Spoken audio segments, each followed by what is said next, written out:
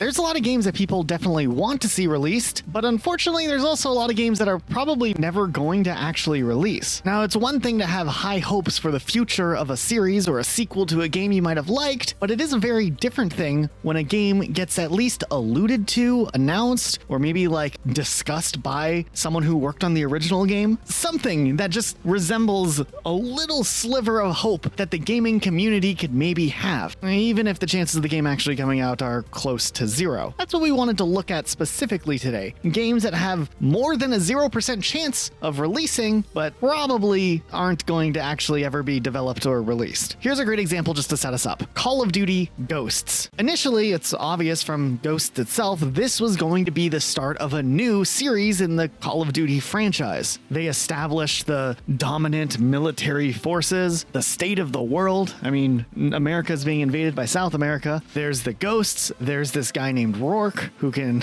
really cheat death quite a few times despite a lot of things happening to him. And spoiler alert, at the very end of Ghosts, after you think you've defeated him and whatnot, he just shows up and drags you away. And that's how the game ends, abruptly. And then there's a little tease that the main character you're playing as is a prisoner of war with Rourke, and he's going to be like tortured and brainwashed or whatever, kind of mirroring what happened to Rourke allegedly. But after that, you don't know what happens. You're gonna have to wait for the sequel to come out, and back then that was when Call of Duty was going into the whole 3-year cycle of games. Except when it was time for Infinity Ward to make the next Call of Duty game, we got Infinite Warfare and not Call of Duty Ghosts 2, thus leaving Ghosts on this never-ending cliffhanger. This is a great example because it's obvious that the development team was planning on more games to release, and it just never happened. And likely at this point, it's pretty unlikely we'll ever actually see a Ghosts 2. Ghosts 1 didn't really sell all that well. There was a lot of competition that year. That was the year GTA 5 released. The Xbox One was getting a ton of backlash, and mind you, Ghosts was a part of the Xbox One presentation. They were very closely married to Xbox already back then, and the whole project just never ended up happening. It never was greenlit for a full-on sequel. Now, it's not to say we'll never, ever see a Ghosts 2. Call of Duty more recently has at least been acknowledging the existence of Call of Duty Ghosts as a game, realizing that there are people who enjoyed the campaign. And mind you, not that long ago I talked about Call of Duty Ghosts, and a lot of people thought that I was like really against it. I think it's a great over-the-top story, but it is an over-the-top story. It's more over-the-top than anything else. But I would have liked to see where the story would have gone after Call of Duty Ghosts 1. I think the chances of us ever getting a Ghosts 2 are probably close to none. The closest thing we could maybe hope for would be a different game that continues the story of Ghosts, but as more years pass, the likelihood of this happening are less and less. Similarly, a close secondary contender from the Call of Duty franchise would be Advanced Warfare. Not only does Advanced Warfare end also with a tease for a future Advanced Warfare game, though not as much of a cliffhanger as Ghosts, there was a lot of speculation that there was going to be an Advanced Warfare 2 continuing on the story. There was developers even talking about a potential Advanced Warfare 2. It was allegedly pitched, but Activision opted into having Sledgehammer work on World War II instead. Every couple of years, a rumor of an Advanced Warfare 2 surfaces and then turns into nothing. I wouldn't be surprised if this did come back, though I think it'd be more likely we would get a reboot of Advanced Warfare and not a full-on sequel. I think it's slightly more likely than Ghosts 2, but still not that likely. It's been 23 years since Rareware was purchased by Microsoft for the Xbox, which cost $375 million in 2002, which would be equivalent to north of $600 million nowadays. And in all of those years, there has been one more Banjo-Kazooie game. Banjo-Kazooie Nuts and Bolts, which essentially wasn't really even a Banjo-Kazooie game as much as it was like a spin-off of Banjo-Kazooie. But to this day, fans are still hoping that one day we finally get the infamous, long-wanted Banjo-Threeie game. And I'll be honest, I don't think it's ever going to come out. I'm not saying 0% chance. Everything in this video has at least slightly more than a 0% chance of coming out. But man, it's difficult because at the end of Banjo-Tooie, the N64 Banjo game, Banjo-Threeie is straight up hinted at. It's a throwaway line, but a little tease being like, hey, just you wait, Banjo-Threeie is gonna be wild, or it's gonna exist. It's just this one line of dialogue. It's not that deep. Now, if we want to count Nuts and Bolts as a Banjo-Kazooie game, fine. That means that we're just at this point hoping for Banjo-4E. I don't think either of them are coming out anyways. But while Banjo-Tooie kind of teased the possibility of Banjo-Threeie, Banjo-Kazooie Nuts, Banjo Nuts and Bolts, Banjo-Kazooie Nuts and Bolts. That's the game. At the end of that game, they teased a fourth Banjo-Kazooie game, because why not? It's not like Banjo-Kazooie Nuts and Bolts was already a game that took way too long to release and then wasn't even a sequel, but now they're teasing something else at the end of Banjo-Kazooie Nuts and Bolts that still hasn't come almost a decade and a half later. There are a couple of throwaway lines in Banjo-Kazooie Nuts and Bolts, like there's one line where I think it's Kazooie saying, "Can I have my old abilities back? If this game isn't successful, we might need them for the next one." However, despite the fact that Banjo-Kazooie Nuts and Bolts still sold a relatively okay number of copies, at least 400,000 or more, because it made it into the Platinum Hits Microsoft Xbox thing that they had, it looks like Banjo-Kazooie Nuts and Bolts still was considered a commercial disappointment. And while reception was actually pretty warm towards the game from like a review standpoint, there definitely were a lot of fans that expected something completely different. Even with the cars and all that stuff advertised in the game and the building mechanics, they still expected something reminiscent to Banjo-Kazooie, and the Banjo-Kazooie at its core wasn't there. It was just a different game, for better or worse. So now Kazooie's line seems even goofier, because not only did we never get another game that used Kazooie's old abilities, but we just never got another game. So like, I don't know, this line of dialogue just hits differently, because they're like, hey, if this game's not successful, at least there will be another game, right? No, it hasn't happened. I don't think it's going to happen. Now, this does technically fall into this like little caveat to this video where technically, I'm not saying there'll never be another Banjo-Kazooie game ever. I just really don't think we're going to ever get a Banjo-Threeie or a Banjo-Threeie. That name is never happening. I mean, that's like getting an Xbox 720 at this point. We all want it to happen, but it's not going to happen. I do think at some point Microsoft will be like, let's get another Banjo game out there, and it'll come, but it is Microsoft, and Microsoft really just disappoints on a pretty regular basis with a lot of their IPs, so I wouldn't hold my hopes too high, but yeah, we're definitely not getting the ill-fated Banjo-Threeie. And then before we can really get into these games that are a little more out there, I think Beyond Good and Evil 2 has to be mentioned at least a little bit, because man, this game was announced all the way back in 2008. Where is it? All the way back early on, they showed off a little teaser trailer, and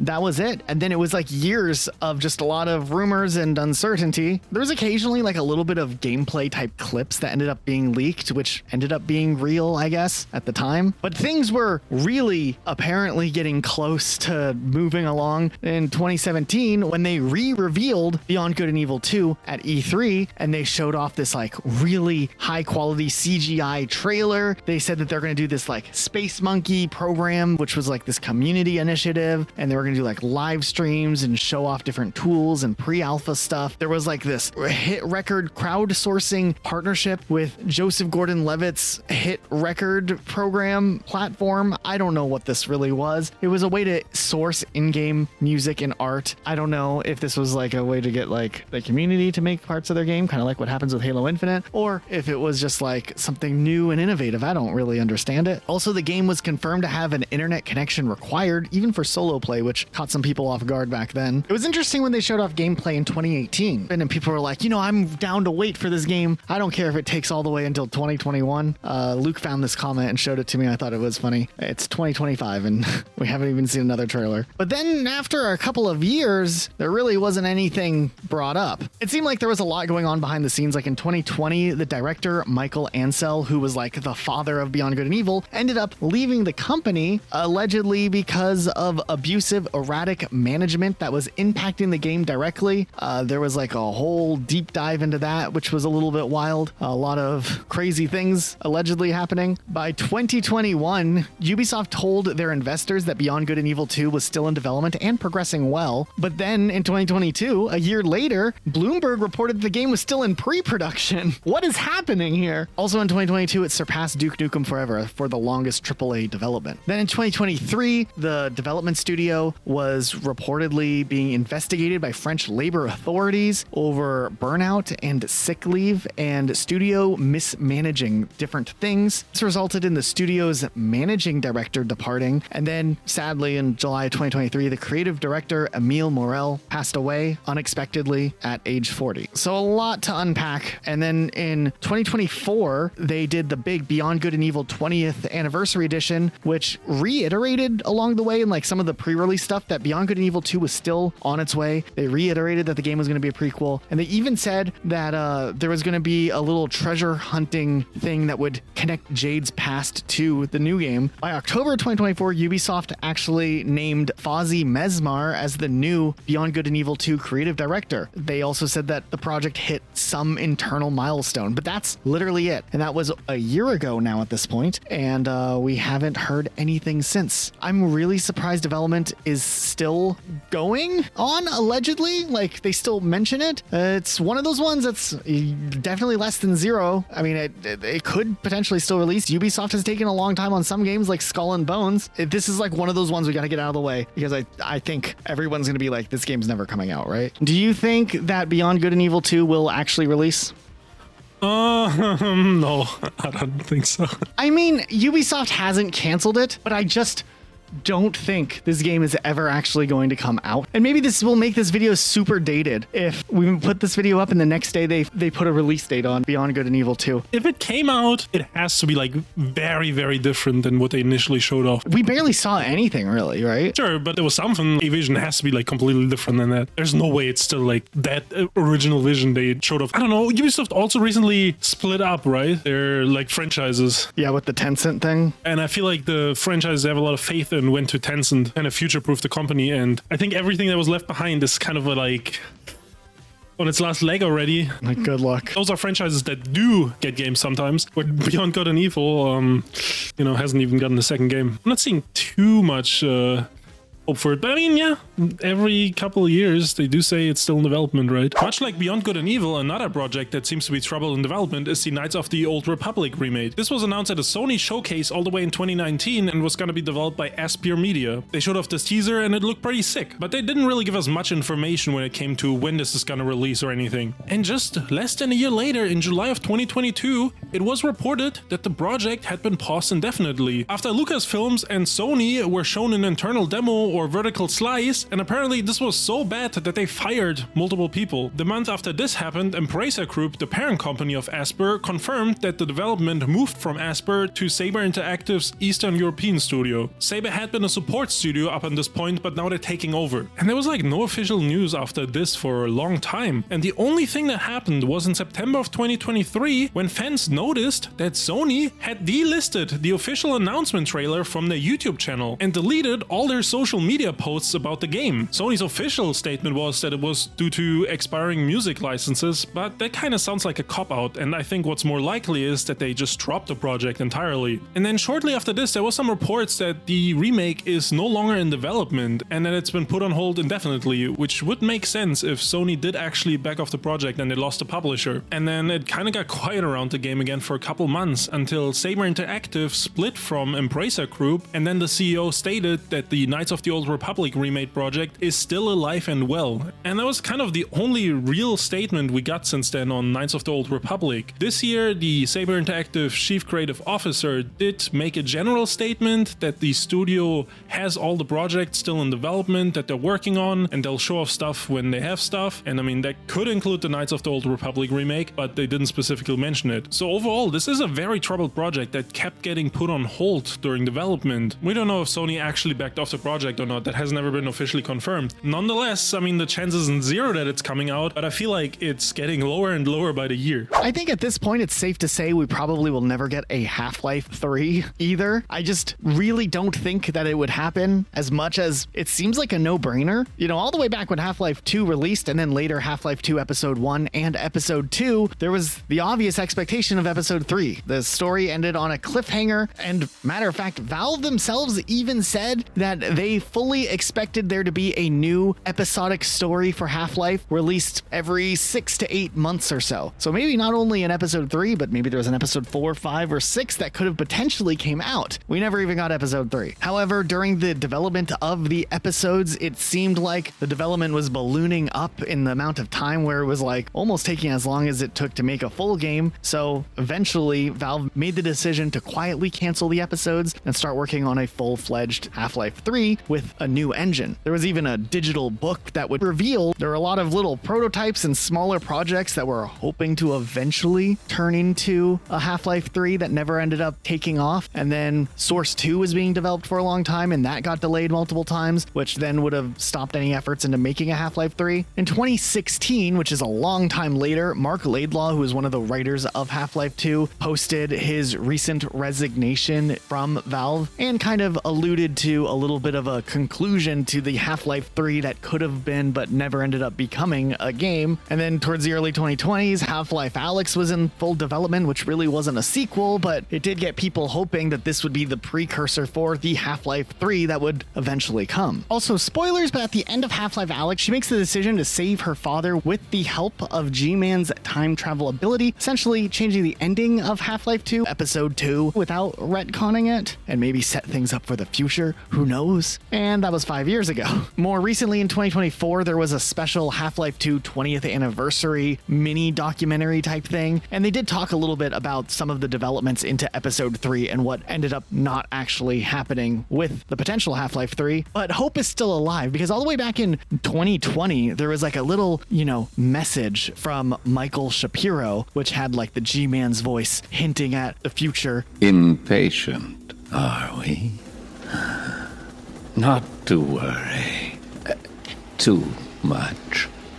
Things do have a way of turning up. And Half-Life Alyx came out that year. And then in 2024, there was another little New Year's message. See you in the new year. Now we're wrapping up 2025 almost. We're getting close to that time period and we haven't heard anything, so I don't know. I just think we can't make this video without at least mentioning Half-Life 3. I think the chances are still there for a Half-Life 3, but I understand why everybody thinks that it's just never going to happen. I mean, it's been a long time. Luke, do you think Half-Life 3 is ever actually going to come out? Dude, I want it to come out so bad. It can't fulfill the expectations that people have. It's like an impossible task. I feel like out of all the games we talk about in this video, it might be in like the top 3 most likely to potentially come out one day, but still it's very unlikely. The expectation for Half-Life 3 has fully eclipsed any potential of what it could actually achieve. I feel like more spin-offs to Half-Life are possible. I don't think we're actually ever going to see Half-Life 3. I could be wrong. Yeah, I don't know. It's hard. The reason they didn't do Episode 3 is because they couldn't figure out how to evolve the Half-Life gameplay, right? So I don't know what changed where they now now we got to make the big one, when they didn't want to make an Episode 3 at that time, right? Like, how much do you think they themselves expect of them to evolve this game for it even to be something they consider, you know what I mean? Like, they themselves have to have these crazy expectations of the game. You said it's top 3 most likely. I also think it's top 3 most wanted on this list. People have been wanting this. They just want more Half-Life. And Alyx was fine, but VR, yeah, I don't know. But I do have to say, they still have a lot of people that worked on Half-Life 1 and 2 at the company. Very much like how Nintendo still has people who worked on the original Mario working on Mario nowadays. It's also true for Half-Life, so I don't know. If anyone can do it, it's them. I think Half-Life 2 released in a perfect storm, where it was the perfect team working on a game at the perfect time, where the technology was changing so rapidly in the industry that they were able to capitalize on it, be first to market, be on a platform that worked for them, and make a really revolutionary game at the time that it did. And the industry as a whole hasn't moved as quickly as it did in those early 2000s, where first-person shooters looked dramatically different in a course of 10 years from 1994 to 2004. And shooters since 2004 haven't evolved as dramatically and as rapidly as they did in that little 10-year window. So it's really hard to make something as revolutionary as Half-Life 2 when the point of Half-Life 2 being so interesting was the engine and the physics and the gameplay. And I think there's so many first-person shooters out there. How do you even stand out? 20 years later, 22 years later. I think if Half-Life 2 released as a modern game now, it would be good, but I don't think it would be as held on a pedestal as it was, because back in the day it was mind-blowing, you know what I mean? It was that, Halo 2, maybe Call of Duty, probably not. Yeah, and I mean, Gaben himself realized that, I'm pretty sure, so it's also not good, because that means not go for it. We talk about Half-Life 3, but any number 3 game for Valve is never coming out. You know what I mean? They just can't count to 3. Like Left 4 Dead 3, Team Fortress 3, it's never gonna happen either. Portal 3? Portal 3, yeah. So now I add it to the list. It's not happening either. I don't know. Dota 3? Oh, Dota 3. Well, yeah, maybe. No, it won't happen either. Yeah, same reason there will never be Minecraft 2 or League of Legends 2. Counter-Strike 3 maybe the most likely to happen if there's like a Source Engine 3 and then they update the game to that. Maybe that could happen with Dota 3 as well, but it won't be like a new game. It'll probably just be a Source Engine update. Project Ragtag was a Star Wars story third-person shooter that was going to have a big story in the Star Wars universe with new characters. It was going to be released in 2019 around the time of the last Star Wars movie coming out to ride that hype. Gameplay was going to be much like Uncharted, and you would get to visit many locations like Tatooine, Jabba's Palace, and more. They even got the director of the Uncharted trilogy, Amy Hennig, for this project, who also notably directed some of the Jak and Daxter games, and Michael Jordan Chaos in the Windy City. They would create a demo that was shown to EA internally and show off a little bit of the game during a developer VidDog. That game was kind of cancelled when Visceral Games was shut down by EA in 2017. There was one more notable game that was cancelled when they shut down, more about that later. So what I mean by kind of is that EA moved the project over but stated that it has become clear that to deliver an experience that players will want to come back to and enjoy for a long time to come, we need to pivot the design. So when they moved the game, and by the way also some of the employees of Visceral Games, notably Annie Hennig, to a small team at EA Vancouver, the EA Sports Game Studios, they were gonna revamp the project in a completely different way. They were gonna change the game from a linear single player game to an open world game, reusing assets that were already created in order to appeal to a mainstream audience. In early 2018 though, Hennig left EA to work on other projects, citing that the EA Vancouver Star Wars game was something pretty different. Then in early 2019, Jason Schreier got some insider information and confirmed that this EA Vancouver Star Wars game was cancelled as well. A couple years go by and the Star Wars video game license did eventually expire with EA, which then opened a chance for other developers to make Star Wars games. By this point, Hennig had ended up at the studio Skydance New Media, which was a new game developer, and they would go on to announce a Star Wars project codenamed Waldron that is speculated to be a revival of Project Ragtag. This is just speculation though, based on information from a leaker that has gotten things right in the past, but still, the only thing that is confirmed is that they announced this game. And while it sounds great that there would be a revival of Project Ragtag, I am not very confident that this game is ever coming out, or that this is even Project Ragtag with a different name. We have not gotten any updates on that Star Wars project from Skydance New Media, and their other title, Marvel 1943 Rise of Hydra, has been in development for a couple years and got delayed to next year, indicating that there's some trouble in development. And when the game comes out, it had a 5-year development cycle, which is pretty long. And I'm pretty certain that whether this game will be successful or not is a deciding factor on whether or not there's gonna be another big project from them. On top of that, other Star Wars games that were released recently, like Star Wars Outlaws, did not perform very well, whether you're looking at sales or reviews. And Star Wars Outlaws is also a third-person shooter, and people even compared this directly to Project Ragtag upon its announcement before the game was even out. There are so many Star Wars games over the years that got cancelled for less. It would not surprise me if Project Waldron or Project Ragtag 2.0 also never sees the light of day. And new game development studios, whether they have veteran people or not, get closed down all the time. And Paramount and Skydance recently merged, and often after these big mergers we see them cutting down a ton of cost. And I don't want this to happen. I hope it doesn't happen for the sake of the people that work on it, and losing another chance to play an Amy Hennig Star Wars game would suck as well, because she has directed a ton of great games in the past. But I just see a lot of red flags with this game, and there is something that could go wrong here in like working on video games in general. I just strongly feel that there's only a very low chance that the Star Wars project is actually coming out. Another game that I really don't think's happening, but I want to say the chances of it happening are still not zero, and that's Prey 2. And this could mean two different games. This could mean a sequel to the original Prey from 2006, or a sequel to that Prey that had nothing to do with Prey, that was like a reboot, right? Well, yes, and it was a different game at first. Right, and they just like slapped the Prey IP on it. Prey 2 was in development for a long time, and Bethesda had picked up the rights to that franchise, and they ultimately decided that the game wasn't in the state that they wanted it to be in, so the game ended up getting canceled. After years of it being in development hell, it spiraled out. That was the end of it. But when you thought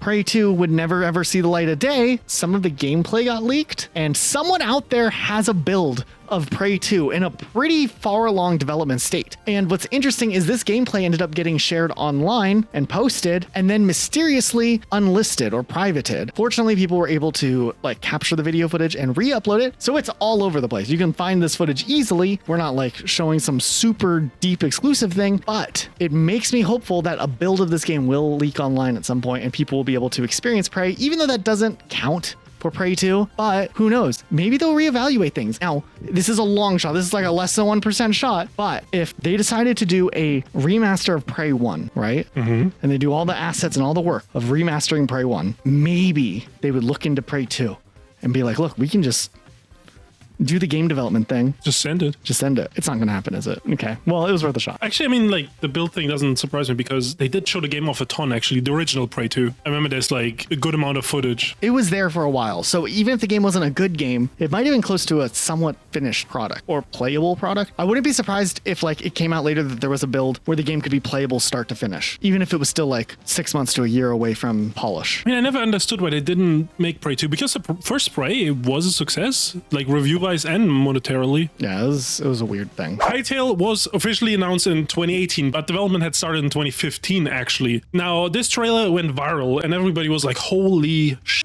This is gonna put Minecraft out of business. In hindsight, that's kind of a stupid thing to say, but it's what people felt like at the time. And 2 years later, Riot Games would acquire Hypixel and invest into the company as much as 75 million. A couple months ago, they officially announced that Hytale was cancelled and the studio is closed. You know, that was kind of a bummer. But more recently, the actual developer behind it, the main like co-founder of Hypixel Studios, said that he offered Riot Games $25 million of his own money to buy the IP from them, and that he already hired some developers that had worked on it, and he was going to release the game as an early access PC only game, scaling down the scope of the game they had to make it actually possible to be released. This is like very recent, I guess, and we don't know if Riot is going to go for it because it happens very rarely that the original developer buys back the IP without a game ever releasing, by the way. The Destiny thing vaguely counts when they broke free from Activision. Yeah, that counts. The guy who made the post, he wasn't working on the game anymore. He had worked on it in like the prototyping early phases before they like pivoted development multiple times, right? Yeah. And then he left and then he wanted to organize a buy. Did they ever officially formally make a offer? He said he made an official offer. Ooh. He did also say that this offer was 10 times the market value that the game has. To be honest, like, why would Riot want to keep this IP they're not gonna do anything with? At least if they get 25 million, they could recoup some of their losses. I feel like it would be smart business, but Riot Games is also a massive company owned by Tencent, so it might just not happen. Right, it's just like a drop in the bucket. They're just like, oh, whatever. Yeah, they might not even care about those 25 million. They might not even remember. The only reason Hytale was in development for so long was because they forgot that they had it. They were just like, oh yeah, look at this game studio that like hasn't put a game out that we've been funding for a decade. Like, what's going on? On the business, the earnings or the company calls, it was like less than 1%. I didn't even see it on the bar, so they kind of forgot about it. Right, they got like some intern who was like just like looking at stuff. He's like, hey, what's this game? Like dusted off the old folder with all the paperwork in it. It's like, do you guys know we're funding a Minecraft killer? They're like, a what? Who's gonna kill Minecraft? It's such a stupid idea. This is dumb, dude. Let's cancel it. Shut that down now. That intern probably got a bonus for finding that and them canceling it. He got like a $500 Starbucks gift card. A fucking gift card for the Old Country buffet before they went bankrupt. He had to go quick. Ooh, It's the Old Country buffet. dude, they're probably looking at it though, and they're confused why development restarted like 4 times or whatever it was. Where they like canceled the game or like canceled all the progress to start a new engine, and then they started porting things over to the new engine, and that took multiple years. Like, just a weird development flow. I don't know. That was one of the most mismanaged games in recent years. But I mean, obviously, they themselves over because they kept trying to make this game bigger and bigger and bigger, add more features, go bigger. At some point, you just gotta make a product and not keep coming up with ideas. I don't know. Save it for an update or a sequel. And I mean, in another example why Riot might not care about the money is because you know how there was Arcane on Netflix and stuff, right? Yeah. And that was super expensive to produce, and the CEO of Riot Games has talked about how they didn't really care that they didn't make money on it, that it was so expensive, they just wanted to make it. And I mean, they have a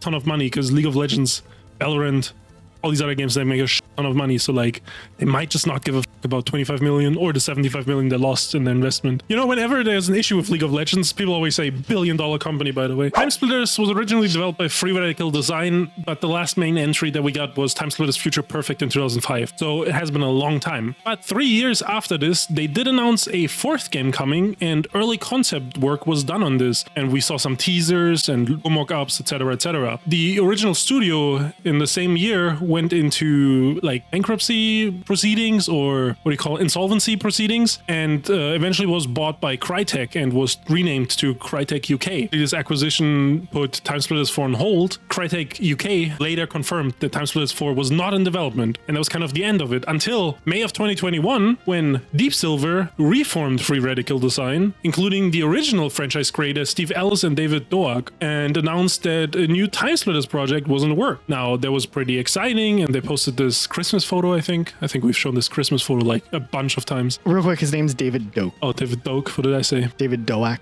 Doak. Okay, my bad. My bad, David. If you, I just thought you wanted to re-record line. My bad, David. I was like, oh, we're bantering. Okay. So, pretty good Christmas photo. We showed this like 50,000 times, I think, in the history of our channels. But in December 2023, around Christmas time of that year, Free Radical Design was shut down because Embracer Group had purchased them at that point in the restructuring. Once again, Timesplitters was dead in the water. Someone eventually did find a PS3 dev kit with a Timesplitters 4 prototype on it, and he posted it online. And so there's a little bit of that footage out there with the prototype, and you can download the prototype. But this is from the original Timesplitters 2 under the original Free Radical Design. I think with Timesplitters 4, just because of the love that the original trilogy had, it's not impossible that Timesplitters 4 could come out one day if they decide to reform a team and they had a different idea and a different group, and something one day leads to Timesplitters 4 coming back. I just think it's very unlikely. This was probably the last shot of a Timesplitters 4 when it got rebooted. And it was a pretty good job. They got the original people back, you know. That's not, a lot of projects don't get that even. Also, they would have to remaster Timesplitters 1 through 3 before I think they could put out 4, because, I don't know, I mean, it's a long time ago, right? Like, it's been 20 years. Yeah, they would just, I'd say just call it Timesplitters and call it a day, make it a sequel, or just some subtitle. It's the same thing that falls into this question we talked about. It's about time travel. I don't think the plot really is that deep. Like, they can just... Oh, they could time travel to a time where Timesplitters 1 didn't exist and then just go from there, you know? I almost want to say that's one of the plots somewhere.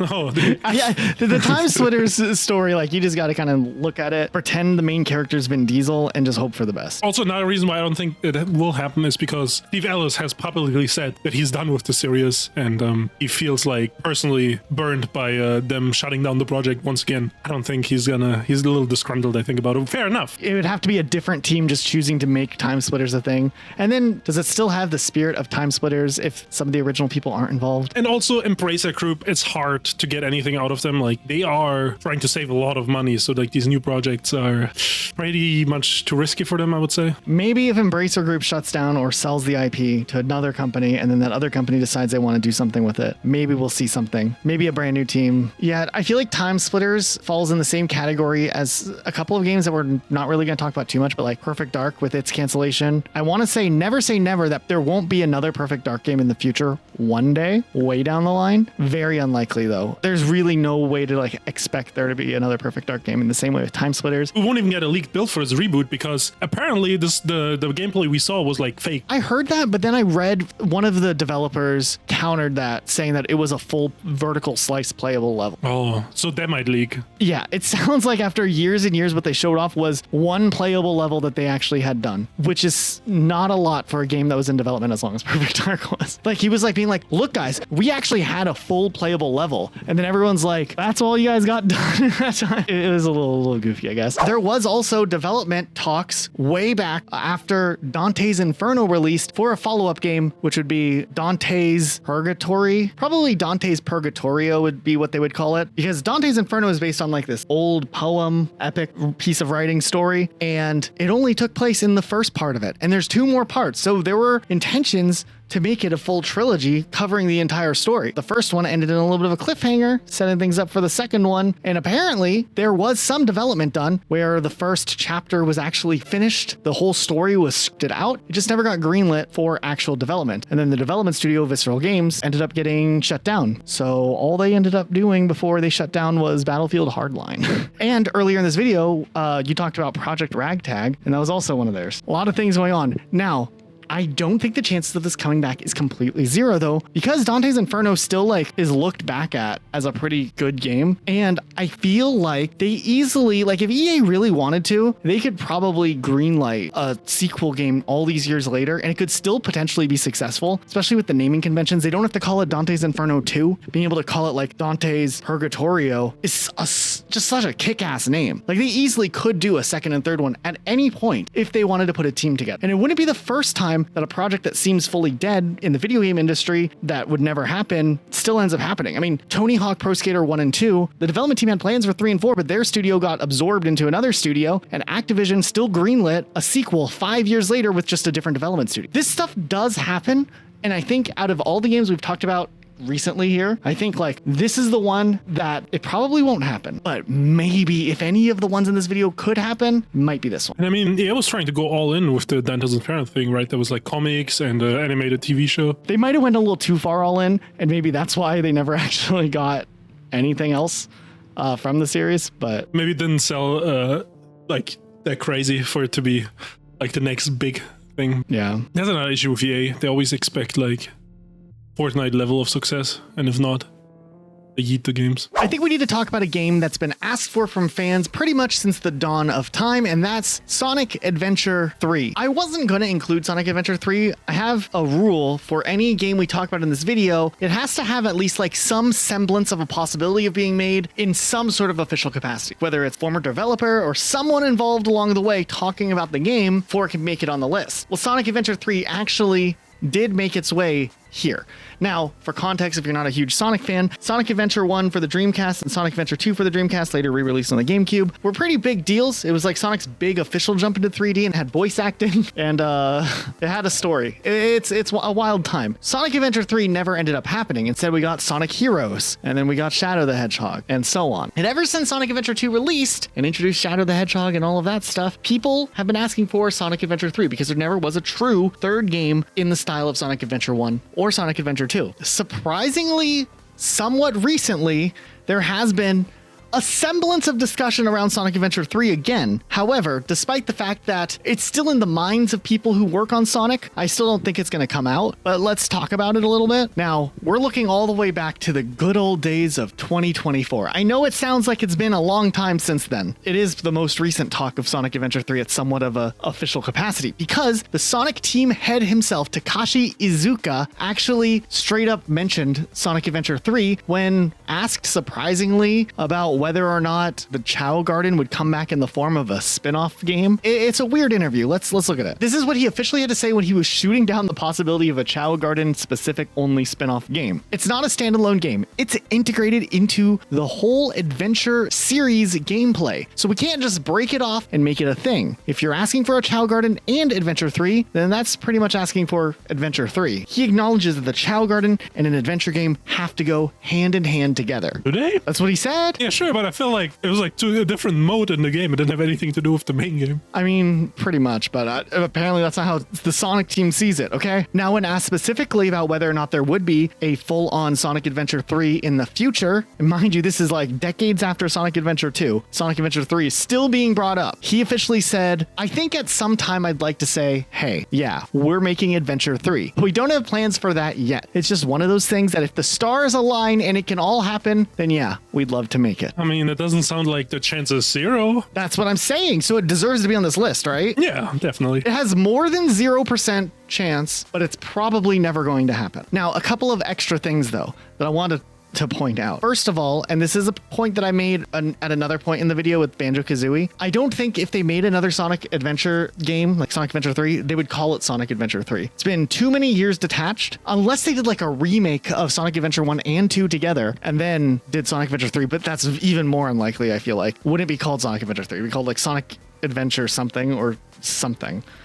And it would be like Sonic Adventure, but I don't think it would have the name Sonic Adventure 3. Not that that really should matter, but you get what I'm saying here. The other thing is we've kind of already had the equivalent of Sonic Adventure 3, I want to say twice. The only thing that it was lacking was the Chow Garden. So maybe the Chow Garden is the glue that makes Sonic Adventure a Sonic Adventure game. We did have Sonic 06, whether people like it or not, that game essentially was Sonic Adventure 3. You had 3 different characters you got to play as. They had all their little buddies and stuff you could also play as, but it was like branching story that intertwined and a final ending at the end. Sonic 06 wasn't that good of a game, especially with the state it was in when it launched, but it technically is the closest thing to Sonic Adventure 3. I feel like if they would have called it Sonic Adventure 3, people would have just taken it at face value rather than Sonic the Hedgehog. I think it's more of a Sonic Adventure game than a Sonic the Hedgehog game, technically, if you think about it that way. Then the other one would be Sonic Unleashed, which in Japan actually has adventure in the name still. Wasn't called like Sonic Adventure World, but that I feel like is even less of a Sonic Adventure game than Sonic 06. I think it's getting into Sonic the Hedgehog semantics at this point, and I think we have enough Sonic the Hedgehog in this video. We don't need to talk about Sonic anymore. Yeah, I got some more Sonic. Go ahead. In 2010, Sega launched a game called Sonic 4 Episode 1, and this was supposed to be like a continuation of the Genesis classic series of Sonic 1 through 3. Technically, it's Sonic the Hedgehog 1 through 3 and Knuckles. And Knuckles was like an add-on, but it's its own game, but you like snapped into 3. Yeah, it sounds like a DLC, dude, but old school. Anyways, after episode 1 in 2012, they did episode 2. Both of these episodes kind of got like mixed reviews, but they did have a third episode planned. And last year, someone actually recovered a cutscene in the files of Sonic 4 episode 2 that kind of teased the third game. In this cutscene, you can see the Mass Emerald glowing, you can see a silhouette of Knuckles, and you can see the Death Act reactivating itself above Earth. And then it ends with "to be continued." They already decided to cut it way before release, that they're not going to make an episode 3. I think it does deserve to be on this list because I do think even though the chances of this game existing are lower than Sonic Adventure 3, the fact that we even got a Sonic the Hedgehog 4 so many years after Sonic the Hedgehog 3 is crazy in itself. Why can't technically the possibility of a Sonic the Hedgehog 4 episode 3 be off the table when Sonic the Hedgehog 4 was pretty much off the table already back then too? I feel like if it would come out, they would maybe rework it into a Sonic 5. Like a Half-Life 3, Half-Life 2 episode. Yeah, kind of like that. Now, interestingly enough, I don't know if I've told this story on the channel before, but all the way back in 2010, I went to a concert. It was called Jingle Bell Bash. It was in Seattle. It had like Paramore, All Time Low, and honestly, I can't remember anyone else. Toby Keith? Definitely not Toby Keith. Boys Like Girls, and they didn't sound that good. The important takeaway here is that concert was sponsored by Xbox 360. This was 2010. It was in Seattle. It was a big deal. I was hyped to go to this concert. When you went into the concert hall, there was a whole station set up where you could try out the Xbox Kinect. And I went with my friends to try it out. And every person who tried the Kinect, they would give away a little card with a scratch-off code. And those codes gave away 400 Microsoft points, equivalent to like $5, which is crazy that they were even giving away Microsoft points, right? So my friends and I all did it. We got our $5 cards and that was neat and all. However, later on in the concert, when Boys Like Girls came on and I was really unimpressed with how they sounded live, we went back over to the station to try out the Kinect, right? And they were like getting ready to pack it up. And they're like, hey, do you guys just want these cards? And they handed us a stack like this big of the Microsoft point cards. I don't think they realized there was monetary value. Like it wasn't just like a coupon. Like it was actual money. And I think my friends and I added up and it was like something like $300 worth in Microsoft points. We split it up amongst the three of us. When Sonic the Hedgehog 4 episode 1 released, I used those points and I actually beat it. I think I kind of liked it, even though everyone else hated it. I think more people hated Sonic the Hedgehog 4 episode 2 than episode 1. Episode 1 was still like okay, but it wasn't like amazing. But yeah, I never got around to playing episode 2. Maybe I should try it. That was it. That's my whole story. Pretty anticlimactic, I'm sorry. How much was the game? I don't know, 10, 20 bucks? Wait, did it come when you bought episode 1? Did it come with episode 2 or was it like a... No. They were separate games altogether. I have a couple of like small ones that I didn't like dive into too much, but I think they're worth bringing up. Star Wars 1313 was a really ambitious Star Wars game that was in development. However, it was in development during the time that Disney acquired Lucasfilms. The thing was, around the same time that the Disney acquisition happened, Disney had signed an exclusivity deal for Star Wars with publisher EA. Essentially, it would mean that any future Star Wars games during this time period would have to be released through EA, and it would mean Star Wars would have to get shifted over to EA, and while that was brought up a couple of times, a representative kind of said that they're not announcing anything specific at the time, and nothing ever ended up actually happening. So while it was never officially canceled, it's just been on hold indefinitely when all of Lucasfilm's games got put on hold with the Disney acquisition. The trademark never got renewed, but never was officially canceled. Some footage, though, ended up getting leaked, though, showing the game in a little more detail than what we had. So there is the chance that with how far the game was built, which probably was a lot further along than a lot of people realize, that maybe one day that could be leaked online in a playable state. While the game wouldn't be like polished or finished, it would be cool to get a closer look at more parts of that game because it did look really, really impressive, especially for the early 2010s. Did you actually know that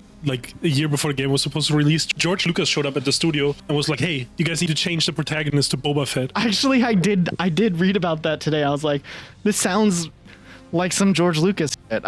Honestly, in movies, you can do it, like a change like that, but a video game developer fucks everything. I mean, should he even do it with movies? You can do it. Logistically, you can do it. I mean, I don't know if you show it or whether that's a different debate, but I'm just saying, that's probably where he came from. A couple other games that I'm just going to throw in here at the end of the video. They're not really worth talking about too much, but I wanted to put them on here. Gears of War 6. I don't think that's ever going to happen. Not with the name Gears of War 6. I think we'll get another Gears of War game in the future, but I don't think they're going to do Gears 6. I think they're done with the numbers. No, I don't think so. I think they're going to go back to Gears, to the off-war as well. I think they realized how stupid it was to take that away. And I think they'll do Gears of War 6. I actually think that's very likely going to happen. You think they'll call it Gears of War 6? I think so, yeah. I just have a feeling, I feel like with E-Day, they're like embracing the subtitle thing, kind of like what Halo did. They did like Halo 5 Guardians, and then they just dropped the number and did Halo Infinite. Yeah, maybe. I just wanted to throw it out there. I don't think the next one, I mean, I could be wrong about this one. And this would be the third game in those three that I said are the most likely on our list of unlikely games to ever get made. So it was like Half-Life 3 was in there, Dantes Purgatory,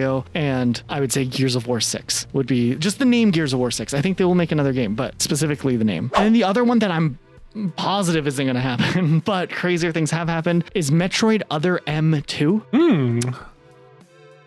Yeah.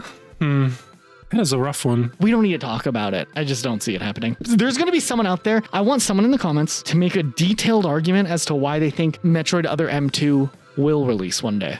Doesn't have to be soon, but one day. Make a timeline where it happens and explain it to me, because I am genuinely curious. We barely get a new Metroid Prime game now. You get a motorcycle in it. It was worth the development wait. I mean, I thought the gameplay looked cool, but graphically it was a little... I was looking at that. I was like, this kind of looks like GameCube graphics, but I'm not going to say it. I mean, it'll be fun. Well, I feel good about this list. If we missed any games that you think are probably never coming out, though people still hold on hope that the game is coming out, let us know in the comments down below. Maybe we'll talk about it in the future. Otherwise, thanks so much for watching. Make sure you're subscribed. Most of the people watching this aren't subscribed. And a lot of people watch this on TV, so I know it's like 2 extra clicks, but if you do it, it actually helps the channel out a lot. So that'd be neat. Thanks to our patrons and YouTube members. We like you a lot.